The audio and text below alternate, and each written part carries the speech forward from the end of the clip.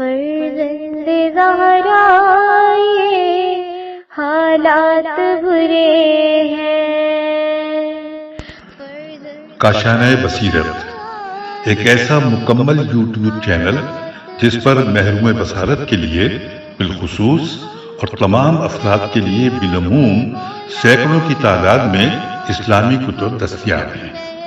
لہذا گزارش ہے کہ آپ اپنی ذمہ داری نبھاتے ہوئے کاشانۂ بصیرت کو سبسکرائب کرنے کے ساتھ ساتھ بیل آئیکن کو پریس کیجیے تاکہ آپ علم کے حصول کے ساتھ ساتھ مذہب اہل بیت کی اشاعت میں بھی اہم کردار ادا کرتے رہیں۔ کاشانۂ بصیرت، کاشانۂ بصیرت، کاشانۂ بصیرت۔ فرزند زہرا یہ حالات برے ہیں۔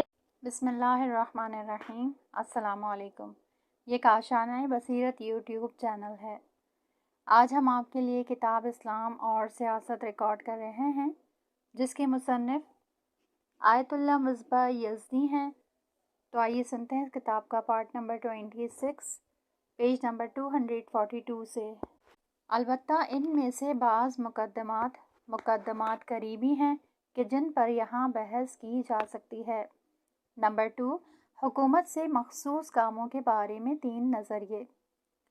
جس وقت ہم یہ کہتے ہیں کہ معاشرے میں قانون کو جاری کرنے کے لیے حکومت کا ہونا ضروری ہے، یا حکومت کے 2 اہم اور بنیادی رکن قانون گزاری اور قانون کا جاری کرنا، لہٰذا ان قوانین کے لیے ایسے معیار و ضوابط ہونے چاہئیں جن کی روشنی میں یہ قوانین بنائے جائیں، اور وہ معیار و ضوابط جن کو پیش نظر رکھا جاتا ہے ان میں سے کچھ اس چیز پر مربوط ہیں کہ حکومت کی تشکیل اور قوانین بنانے کا ہدف اور مقصد کیا ہونا چاہیے۔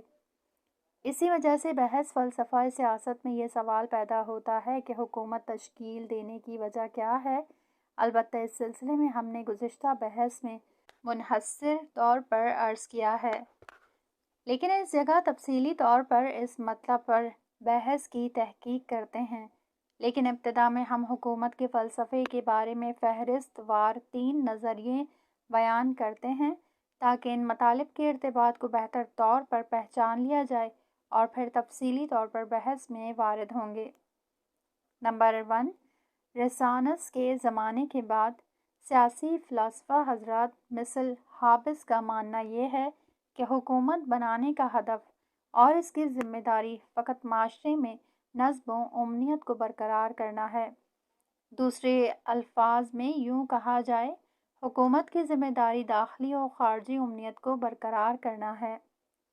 یعنی حکومت کی اصلی ذمہ داری یہ ہے کہ ایسے قوانین کو جاری کرے جس سے معاشرے میں بدنظمی اور اثر و حرج نہ پھیلے، اور اس سلسلے میں اندرونی و خارجی خطرات سے نمٹنے کے لیے دفاعی قوت، پولیس اور فوج تشکیل دے تاکہ وہ ملک اور اس کے تمام باشندوں کی حفاظت کر سکے۔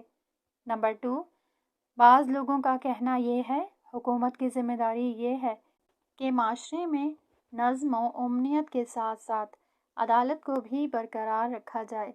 یہاں سے قانون، عدالت اور آزادی کے بارے میں ایک عمیق بحث خصوصاً سیاسی اور جامعہ شناس حضرات کے درمیان شروع ہو جاتی ہے، اور اس سلسلے میں بہت سی کتابیں بھی لکھی گئی ہیں کہ آزادی، قانون اور عدالت میں کیا ہے اور ان میں آپس میں کیا رابطہ ہے۔ اگر ہم قبول کریں کہ حکومت کی ذمہ داری معاشرے میں امنیت برقرار کرنے کے ساتھ ساتھ عدالت کا برقرار کرنا بھی ضروری ہے، تو یہ سوال پیدا ہوگا کہ عدالت کے کیا معنی ہیں۔ عدالت کی حقیقت اور اس کے اصول کے بارے میں مسلم و غیر مسلم دانشمندوں کے بارے میں مختلف تفسیریں بیان کی گئی ہیں، اور جس بات کو سبھی قبول کرتے ہیں وہ یہ ہے کہ ہر انسان کو اس کا حق دیا جانا چاہیے، اور عدالت کے اس معنی کو تقریباً سبھی دانشمندوں نے قبول کیا ہے۔ لیکن حق کیا ہے اور اس کی حدود کیا ہیں، اس سلسلے میں اختلاف پایا جاتا ہے۔ چونکہ عدالت کے معنی میں حق کا لحاظ کیا گیا ہے، مجبوراً ہم کو ایک دوسری بحث کرنا ہوگی، اور وہ یہ کہ آزادی، حق، قانون اور عدالت میں کیا، اور حق و عدالت میں کیا رابطہ ہے۔ بالآخر بحث یہاں پہنچتی ہے کہ ہر انسان کا یہ حق ہے کہ اس کے منافع اور طبعی مصالحہ پورے ہوں، اور یہ صرف عادلانہ قوانین کے ذریعے ہی ممکن ہو سکتا ہے جس میں لوگوں کی اجتماعی زندگی کے تمام حقوق، یعنی وہ چیزیں کہ جن کو انسان کی طبعی ضرورتیں اقتضا کرتی ہوں، پورے ہوتے ہیں۔ اب چونکہ حقوق کی بات آ گئی ہے، لہٰذا یہ سوال پیدا ہوتا ہے کہ اجتماعی زندگی میں کون لوگ صاحب حق ہیں؟ کیا اجتماعی زندگی میں تمام لوگ صاحب حق ہیں، یا اجتماعی زندگی میں صرف بعض لوگوں کو حق حاصل ہے کہ اجتماعی کاموں میں داخل ہوں؟ واضح طور پر عرض کریں کہ وہ انسان جو معلول یعنی اپاہج ہیں اور معاشرے کی کوئی بھی خدمت انجام نہیں دے سکتے اور ہاسپٹل یا آسائش گاہ میں رہتے ہیں اور اجتماعی زندگی میں ان کا کوئی کردار نہیں ہوتا، کیا وہ بھی معاشرے میں حق رکھتے ہیں یا نہیں؟ اگر حق اس وجہ سے ہوتا ہے کہ وہ معاشرے میں کچھ خدمت انجام دیں تو ایسے افراد کو کوئی حق نہیں ہے، کیونکہ یہ لوگ تو صرف معاشرے کی خدمت سے فائدہ اٹھانے کے علاوہ معاشرے کو کوئی فائدہ نہیں پہنچا رہے ہیں۔ البتہ ممکن ہے کہ بعض معلول افراد ذہنی طور پر معاشرے کی خدمت کریں، لیکن ہماری گفتگو ان اپاہج لوگوں کے سلسلے میں ہے جو جسمی اور ذہنی طور پر محروم پیدا ہوتے ہیں اور معاشرے کو جسمانی اور ذہنی خدمات نہیں پہنچا سکتے۔ کیا ایسے لوگ معاشرے میں حق رکھتے ہیں؟ یا ایسا شخص جس نے صحت و سلامتی کے وقت معاشرے کی خدمت کی ہے لیکن اس وقت اپاہج ہو گیا ہے اور معاشرے کی کوئی بھی خدمت نہیں کر سکتا، کیا ایسا شخص معاشرے میں حق رکھتا ہے یا نہیں؟ بعض جامع شناس حضرات کے مطابق ایسے لوگوں کے لیے معاشرے میں کوئی حق نہیں ہے اور حکومت پر بھی ان کی کوئی ذمہ داری نہیں ہے۔ قدیم روس کی مارکسسٹی حکومت میں ایسے افراد کو معاشرے میں کوئی حق نہیں تھا اور کسی نہ کسی بہانے سے ان کو ختم کر دیا جاتا تھا۔ دوسرے ممالک میں بھی اس طرح کا نظریہ موجود ہے۔ کیا معاشرے میں حق پیدا کرنے کے لیے ضروری ہے کہ اس کے بدلے معاشرے کی خدمت کی جائے؟ کیا وہ اپاہج کہ جو معاشرے میں کچھ خدمت نہیں کر سکتا صرف اس وجہ سے کہ وہ انسان ہے اور انسانوں میں پیدا ہوا ہے اور انسانوں میں زندگی گزارتا ہے، معاشرے پر حق نہیں رکھتا؟ افسوس کہ وہ بعض افراد جو کہتے ہیں کہ حق معاشرے کی خدمت کرنے سے حاصل ہوتا ہے، لہٰذا ان لوگوں کو کوئی حق نہیں ہے، کہتے ہیں کہ اگر کچھ لوگ رحم و محبت کی وجہ سے ان لوگوں کی خدمت کرنا چاہتے ہیں اور ان کی حفاظت کے لیے آسائش گاہ بنواتے ہیں، ٹھیک ہے بنوائیں، ورنہ کوئی بھی ان کی موت کا ذمہ دار نہیں ہے۔ آسائش گاہ وہ جگہ جہاں بوڑھوں اور لاوارث بچوں کو رکھا جاتا ہے۔ نمبر 2، حکومت کی تشکیل کے ہدف کے بارے میں تیسرا نظریہ اسلامی ہے، جس کے اندر حکومت کی ذمہ داری عدالت و امنیت کو برقرار رکھنے کے علاوہ معنوی اور روحانی ضرورتوں کو بھی پورا کرنا ہے۔ نمبر 3، اسلامی اور غیر اسلامی حکومتوں کے کاموں میں ایک امتیازی فرق۔ اسلامی نظریے کے مطابق امنیت اور خارجی دشمن کے مقابلے میں اپنا دفاع اور عدالت کو برقرار کرنا، نیز معاشرے کی خدمت کرنے والے کے حق کو ادا کرنا بھی حکومت کی ذمہ داری میں شمار کیا جاتا ہے۔ احسان یعنی ضعیف و کمزور اور معاشرے کے وہ لوگ کہ جو کچھ بھی خدمت انجام نہیں دے سکتے، ان تمام لوگوں کی خدمت کرنا بھی حکومتوں کا وظیفہ ہے، جس طرح کہ خداوند عالم قرآن مجید میں فرماتا ہے۔ ترجمہ: بے شک خدا انصاف اور لوگوں کے ساتھ نیکی کرنے کا حکم کرتا ہے۔ سورہ نحل آیت نمبر 90۔ مسلمانوں کی ذمہ داری صرف عدل نہیں ہے بلکہ اس سے بڑھ کر بعض موارد میں احسان بھی کریں اور فقیر لوگ جو کچھ نہیں کر سکتے یا وہ اپاہج کہ جو معاشرے میں کوئی خدمت نہیں کر سکتے، یہاں تک کہ وہ مادر زاد اپاہج چونکہ انسان ہیں، انسانی معاشرے میں حق رکھتے ہیں۔ اسلامی حکومت کی ذمہ داری ہے کہ ان کی روزمرہ ضرورتوں کو پورا کرے۔ مذہب اسلام اور دوسرے مذاہب میں ایک دوسرا فرق یہ بھی ہے کہ اسلام انسان کی ضرورتوں کو صرف مادی اور بدنی ضرورتوں میں منحصر نہیں سمجھتا بلکہ معنوی اور آخروی ضرورتوں کو بھی پیش نظر رکھتا ہے۔ اسی وجہ سے اسلامی حکومت کی ذمہ داری لبرل حکومتوں سے کہیں زیادہ ہے۔ لبرل حکومت صرف ان لوگوں کو جو معاشرے میں کچھ خدمت کرتے ہیں ضرورتوں کو پورا کرنے کی ذمہ داری کے علاوہ کوئی ذمہ داری نہیں مانتی۔ لیکن اسلامی حکومت کی یہ ذمہ داری ہے کہ معاشرے کے خدمت کرنے والوں کی ضرورتوں کو پورا کرنے کے علاوہ اپاہج اور ناتواں لوگوں کی بھی مدد کرے، اور اس کے علاوہ انسانوں کی معنوی اور روحانی احتیاجات کو بھی پورا کرے۔ اسی وجہ سے اسلامی حکومت کی ذمہ داری بہت زیادہ ہو جاتی ہے۔ اس بنا پر اسلامی حکومت میں ایسے قوانین بنائے اور جاری کیے جائیں جن سے انسان کی انفرادی، اجتماعی، مادی اور معنوی، دنیاوی اور آخروی مصلحتوں کو پورا کیا جا سکے، نہ کہ صرف معاشرے کے سرگرم افراد کی مادی منافعوں کی فکر میں رہیں۔ اب سوال یہ پیدا ہوتا ہے کہ اسلامی نظریے کی صحت پر کیا دلیل ہے اور کیوں دوسرے نظریات صحیح نہیں ہیں۔ توجہ رہے کہ ہماری یہ بحث صرف دینی نہیں ہے کہ ہم آیات اور روایات کے ذریعے دلیل قائم کر دیں، اگرچہ جہاں آیات و روایات کا موقع ہوتا ہے وہاں آیات و روایات سے بھی بحث کی ہے۔ کیا واقعاً انسانی معاشروں میں تمام مادی و معنوی منفعتوں کا پورا ہونا ضروری ہے یا صرف مادی منفعتوں کا پورا ہونا کافی ہے؟ دوسرے الفاظ میں یوں عرض کیا جائے کہ جس طرح حکومت کی تشکیل کے ہدف کے تحت یہ سوال ہوا تھا کہ کیا حکومت اور قانون کا ہونا صرف امنیت کا برقرار ہونا اور اثر و حرج سے روکنا ہے، یا حکومت کی ذمہ داری یہ بھی ہے کہ انسان کی معنوی مصلحتوں پر بھی توجہ ضروری ہے؟ اس مسئلے کو حل کرنے اور گزشتہ سوال کے جواب کے لیے ضروری ہے کہ ایک قدم پیچھے ہٹیں اور یہ سوال کریں کہ انسانی معاشرے کی تشکیل کا کیا ہدف ہے۔ نمبر 4، انسانی معاشرے کی حقیقت اسلام کی نگاہ میں۔ قبل اس کے کہ انسانی معاشرے کی تشکیل کے ہدف کو پہچانیں، ضروری ہے کہ پہلے یہ بحث کی جائے کہ انسان ذاتی طور پر ایک اجتماعی موجود ہے، جس طرح شہد کی مکھی اور چیونٹی جو اجتماعی زندگی کا حق انتخاب نہیں رکھتے، یا یہ کہ اجتماعی زندگی وہ چیز ہے جس کا انسان نے خود انتخاب کیا ہے۔ اس سلسلے میں بھی بہت زیادہ بحث ہوئی ہیں، ہم ان میں جانا نہیں چاہتے، صرف اس سلسلے میں 2 اہم نظریات کی طرف اشارہ کرتے ہیں۔ پہلا نظریہ یہ ہے کہ اجتماعی زندگی کے لیے کوئی خاص مقصد مانا جائے۔ دوسرا نظریہ یہ ہے کہ اجتماعی زندگی کا کوئی مقصد نہیں ہے۔ جیسا کہ یہ نہیں کہا جاتا کہ کیوں شہد کی مکھیاں اجتماعی زندگی گزارتی ہیں اور اس اجتماعی زندگی سے ان کا کیا مقصد ہے۔ ظاہر ہے کہ شہد کی مکھیاں ایک طبعی ہدف رکھتی ہیں اور وہ یہ کہ شہد بناتی رہیں اور اپنی عمر اسی میں گزارتی رہیں۔ اس کے علاوہ ان کا کوئی ہدف نہیں ہے۔ البتہ خداوند عالم کی نظر میں ان شہد کی مکھیوں کے پیدا کرنے کے بھی بہت سے اہداف و مقاصد ہیں، جن میں سے انسانوں کی خدمت ہے۔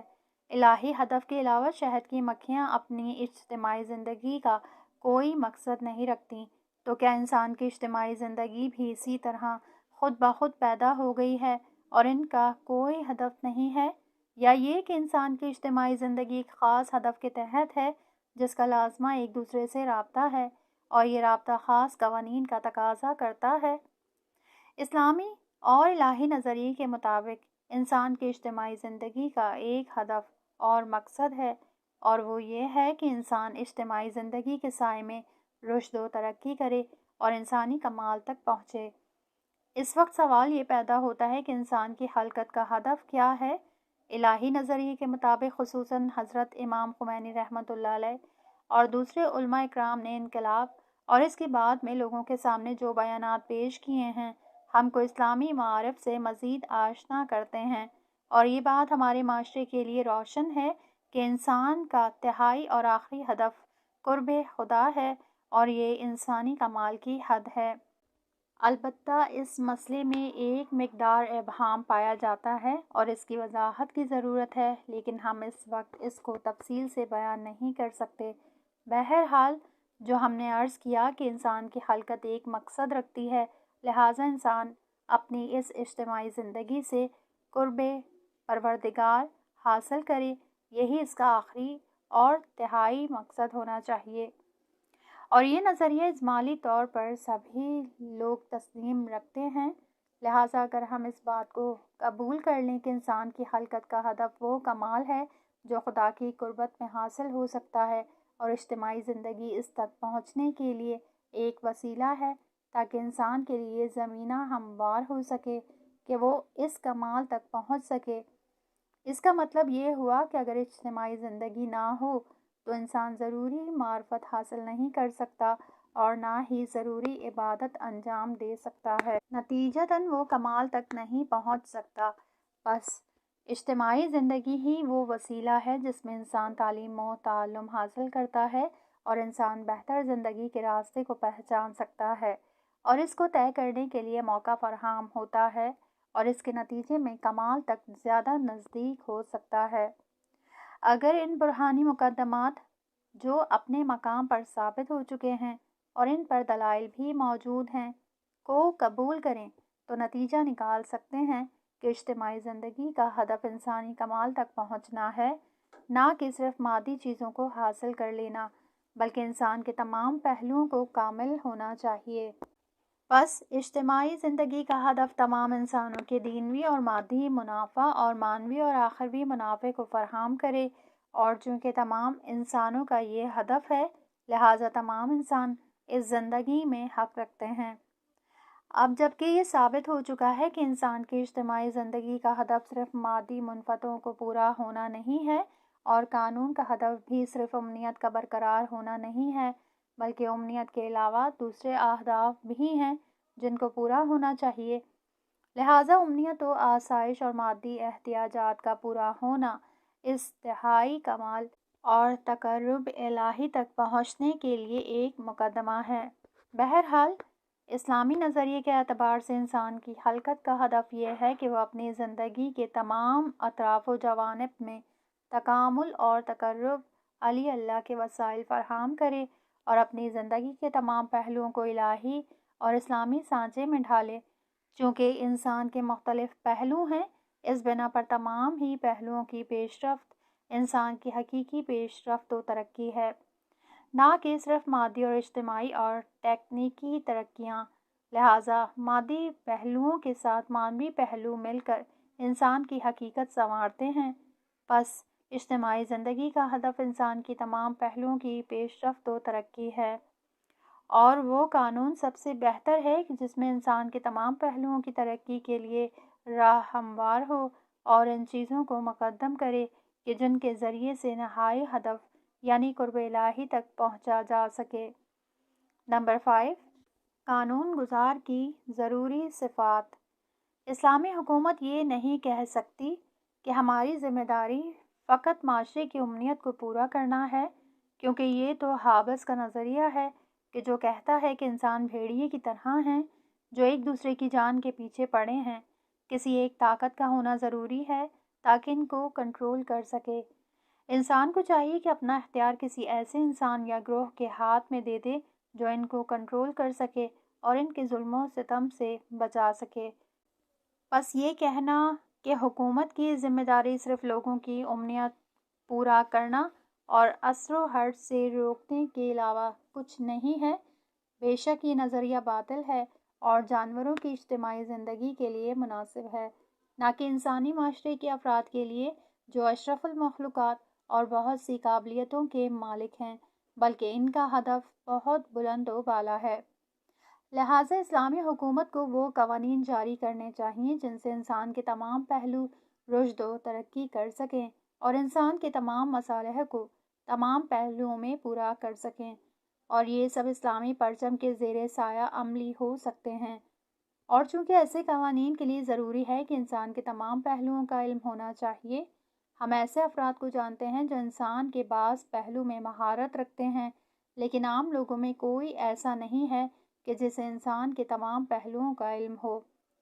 اگر قدیم زمانے میں ایسے فلاسفہ ہوا کرتے تھے جو اس طرح کا دعویٰ کرتے تھے، لیکن آج انسان کا جہل اور لا علمی پہلے سے کہیں زیادہ واضح ہے۔ انسان کے پہلو اس حد تک منفی ہیں کہ کوئی دانش مند یہ دعویٰ نہیں کر سکتا کہ میں انسان کے تمام زاویوں پر احاطہ رکھتا ہوں اور انسان کی تمام ضرورتوں کو بتا سکتا ہوں۔ اس کے علاوہ ایک مسئلہ یہ ہے کہ کبھی کبھی انسان کی ضرورتیں ایک دوسرے سے ٹکراتی ہیں۔ ممکن ہے کہ بعض مقامات پر معاشی ترقیاں الہی و معنوی امور سے ٹکرائیں۔ البتہ ہمارا اعتقاد یہ ہے کہ الہی احسن نظام نے انسانی تمام مصالح کو پورا کیا ہے، لیکن ممکن ہے کہ کسی معاشرے میں کسی مقام پر انسانی مصلحتوں کے درمیان ٹکراؤ دکھائی دے۔ لہٰذا ضروری ہے کہ ان مصالح کی طبقہ بندی کی جائے اور بعض چیزوں کو مقدم کرنے کے قائل ہوں، تاکہ اگر دو مصلحتوں میں ٹکراؤ ہو تو ذمہ دار افراد کو معلوم ہو کہ کس کو مقدم کیا جائے۔ قانون گزار کا یہ بھی ایک وظیفہ ہے کہ ان امور کو مشخص کرے جو اولیت رکھتے ہیں، یعنی قانون گزار کے اندر یہ صلاحیت ہونی چاہیے کہ وہ اولیات کو مشخص اور معین کر سکے۔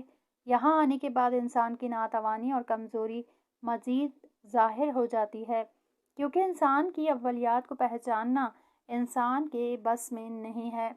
بہرحال انسان کے تمام پہلوؤں پر احاطہ رکھنے کے ساتھ ساتھ قانون گزار کے لیے ایک اہم نکتہ یہ بھی ہے کہ اپنے کو ذاتی اور گروہی خواہشات سے خالی کرے اور معاشرے کے مصالح و منافع کو اپنے یا اپنے گروہ کے مصالح پر مقدم کرے، اور یہ کام ہر ایک کے بس کی بات نہیں ہے۔ صرف انسان متقی و پرہیزگار ہی اپنے اور معاشرے کے منافعوں کو ٹکراؤ کی صورت میں معاشرے کے منافعوں کو مقدم کرے اور اپنے یا اپنے گروہ کی منافعوں سے چشم پوشی کر سکتا ہے، اور آزادانہ طور پر معاشرے کے منافعوں کو اپنے منافع پر ترجیح دے سکتا ہے۔ لیکن معاشرے میں ایسے افراد کا ملنا مشکل ہے اور شاید تقریباً محال کی منزل میں ہو۔ بس نتیجہ یہ نکلا کہ قانون گزار کو تمام مصلحتوں سے آگاہی کے ساتھ ساتھ اس میں ایسی صلاحیت ہونی چاہیے اپنے منافع پر معاشرے کے منافع کو مقدم کرے۔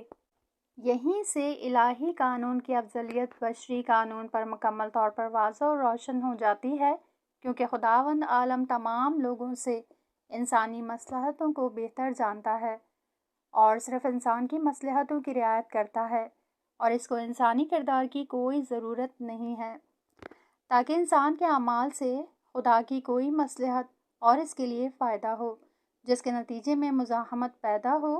خدا انسان کے کاموں سے کوئی نفع نہیں حاصل کرتا ہے تاکہ اس کا نفع دوسروں کے نفع سے ٹکرائے۔ یہ تمام چیزیں اس وقت ہیں کہ جب ہم اپنے منافع کو خدا کے حق ربوبیت کے علاوہ سمجھیں، لیکن اسلامی نظریے کے مطابق ان تمام چیزوں سے بلند تر وہ بلند کمال ہے جس تک انسان کو پہنچنا ہے۔ ہم اسی بنیاد پر کہتے ہیں، بالفرض اگر انسانی زندگی کے مادی مصالح اور اجتماعی روابط یہاں تک کہ روحی و معنوی مصالح پورے ہو جائیں تو پھر بھی ایسا معاشرہ نمونہ نہیں بن سکتا، ایسا انسان اور معاشرہ نہائی ہدف تک نہیں پہنچ سکتا، کیونکہ نہائی کمال خدا کی قربت میں ہے، اور یہ قربت خدا کی عبادت و اطاعت اور بندگی سے حاصل ہو سکتی ہے۔ اگر انسان صحت و سلامتی کے ساتھ ساتھ معاشرے کا چین و سکون اور دشمن کے مقابلے میں دفاع اور عدالت سے ہمکنار ہو، یعنی انسان تمام اجتماعی حقوق سے مالا مال ہو، لیکن اس زندگی میں خدا کی عبادت نہ کی جائے تو ایسا انسان نہائی کمال تک نہیں پہنچا ہے اور خدا کی رضا و خوشنودی کا مستحق نہیں ہوا ہے۔ اسلامی نظریے کے مطابق یہ تمام چیزیں انسان کے خدا سے رابطے کا مقدمہ ہیں۔ انسان کا حقیقی کمال اسی خدا سے رابطے میں ہے، چنانچہ نتیجہ یہ نکلا کہ انسان کا حقیقی کمال خدا کے قرب میں ہے۔ خدا کا قرب ایک نعرہ نہیں ہے بلکہ ایک حقیقت اور ایسا معنوی ارتباط ہے جو خدا اور انسان کے درمیان برقرار ہوتا ہے، اور انسان اپنی زندگی کے مراحل کو طے کرتا ہوا آگے بڑھتا ہے، یہاں تک کہ اس بلند مقام تک پہنچتا ہے۔ اس بلند مقام کی پہچان ہر عام انسان کے بس کی بات نہیں ہے، اور اس کو نہیں معلوم کہ انسان کے لیے کتنا عظیم مرتبہ ہے، تاکہ مادی و دینوی خواہشات کے ساتھ ساتھ اس روحانی و معنوی کمال تک پہنچ جائے۔ اور یہ بات بھی یہاں سے واضح ہو جاتی ہے کہ خداوند عالم کو ہماری عبادت کی کوئی ضرورت نہیں ہے، لیکن پھر بھی انسان عبادت کے لیے کیوں پیدا کیا؟ جیسا کہ ارشاد ہوتا ہے، ترجمہ: اور میں نے جنوں اور انسانوں کو اسی غرض سے پیدا کیا ہے کہ وہ میری عبادت کریں۔ سورہ ذاریات آیت نمبر 56۔ جواب یہ ہے کہ انسان کا نہائی کمال عبادت کے علاوہ حاصل نہیں ہو سکتا، لہٰذا خدا کی پہچان اور اس کی اطاعت کرنا ضروری ہے تاکہ انسان اپنے حقیقی کمال تک پہنچ سکے۔ ان مقدمات کے پیش نظر اب ہم یہ کہہ سکتے ہیں کہ وہ قانون مناسب و مطلوب ہے جو معاشرے کے سرگرم افراد کی مادی و معنوی احتیاجات کو پورا کرنے کے ساتھ ساتھ ناتوان و کمزور اپاہج لوگوں کی بھی احتیاجات کو پورا کرے، جو کہ معاشرے میں کچھ بھی خدمات انجام نہیں دے سکتے کیونکہ یہ بھی حقوق رکھتے ہیں۔ اسلامی حکومت کا یہ وظیفہ ہے کہ ان لوگوں کے حقوق کو بھی تامین کریں اور فقراء و مساکین اور اپاہج لوگوں کی ضرورتوں کو بھی پورا کیا جائے، کیونکہ یہ بھی خدا کے بندے ہیں اور اس انسانی معاشرے میں پیدا ہوئے ہیں اور جب تک زندہ ہیں ان کے حقوق ان کو دیے جائیں۔ لہٰذا معاشرے میں وہ قوانین جاری ہوں، ان لوگوں کے حقوق کو مد نظر رکھا جائے۔ اسی وجہ سے قرآن نے عدالت کے علاوہ احسان پر بھی توجہ دلائی ہے۔ ارشاد ہوتا ہے، ترجمہ: بے شک خدا انصاف اور لوگوں کے ساتھ نیکی کرنے کا حکم کرتا ہے۔ سورہ نحل آیت نمبر 90۔ خداوند عالم کے احکامات صرف اخلاقی احکامات نہیں ہیں بلکہ واجب احکام ہیں جن کی رعایت کرنا ضروری ہے، اور اگر صرف عدالت کی رعایت کرنا ضروری ہوتا تو پھر احسان کا اضافہ کرنا کیا ضروری تھا؟ بس جس طرح معاشرے میں عدالت کا اجرا کرنا ضروری ہے، اسی طرح احسان کی رعایت بھی واجب ہے، یعنی صرف خدمات انجام دینے والے افراد ہی صاحب حقوق نہیں بلکہ کچھ ایسے حقوق ہیں جن کو خداوند عالم نے ہر انسان کے لیے مقرر فرمائے ہیں۔ یہاں تک خداوند عالم نے ان افراد کے لیے حقوق معین فرمائے ہیں جو اس دنیا میں بدترین حالات میں زندگی گزار رہے ہیں، مثلاً ہاتھ، پیر، آنکھ اور کان سے محروم ہیں، لیکن جب تک وہ سانس لے رہے ہیں اور زندہ ہیں تو اسلامی حکومت کو یہ حق ہے کہ وہ ان کے حقوق کی رعایت کریں۔ لہٰذا اس طرح کے قوانین پر حکومت اسلامی کو توجہ قرار دینا چاہیے، اور یہ نہیں سوچنا چاہیے کہ ہماری ذمہ داری فقط اتنی ہی ہے جس کو مغربی دانشوروں جیسے ہابس یا روسو وغیرہ نے کہا ہے، کیونکہ یا تو ان لوگوں کی نظر میں انسانی بلند مراتب نہیں تھے یا انسان کو بھیڑیا صفت یا شہد کی مکھیوں کی طرح مانتے ہیں۔ لیکن اسلام کی نظر میں انسان کی عظمت اگرچہ اجتماعی زندگی بھی رکھتے ہیں، حیوانوں سے کہیں زیادہ بلند ہے۔ بس قانون ایسا ہونا چاہیے جو انسان کی مادی اور معنوی ضرورتوں کو پورا کرے، جو نہائی کمال تک پہنچنے کا مقدمہ ہوں۔ اب اگر یہ مان لیا جائے کہ قانون کو انسان کی تمام مادی و معنوی مصلحتوں کی رعایت کرنا ضروری ہے، تو پھر کیا انسان کو ہر طرح کی آزادی دی جا سکتی ہے؟ انسان کو اگر اس بلند مقصد تک پہنچنا ہے تو پھر اس کے ارادے کو محدود اور سسٹمیٹک ہونا چاہیے۔ انسان کو ایک خاص راستے پر چلنا ہوگا تاکہ اس بلند مقصد تک پہنچ سکے۔ کیا انسان کسی بھی راستے پر چل کر اس بلند ہدف تک پہنچ سکتا ہے؟ کیا وہ لوگ جنہوں نے خدا کو نہیں پہچانا یا خدا کا انکار کیا یا اس سے اور اس کے ماننے والوں سے مقابلہ کیا، ایسے انسان کمال تک پہنچ سکتے ہیں؟ کیا انسان کے کمال تک پہنچنے کا راستہ عبادت نہیں ہے؟ تو پھر کس طرح وہ انسان جو خدا اور خدا پرستی سے مقابلہ کرتا آیا ہے، انسانی حقیقی کمال تک پہنچ سکتا ہے؟ اگر اسلامی حکومت کی ذمہ داری یہ ہے کہ انسانی پیش رفت کے لیے تمام پہلوؤں خصوصاً معنوی پہلو کے لیے راستہ ہموار کرے، تو پھر انسانی ارادوں کو محدود ہونا چاہیے اور اس طرح کے قوانین بنائے جائیں جو انسانوں کے لیے ان کمالات عالیہ تک پہنچنے میں کوئی رکاوٹ نہ بنے۔ یہاں اس کتاب کا یہ پارٹ ختم ہوا۔ اگلے حصے میں نیکسٹ پارٹ سنیں گے۔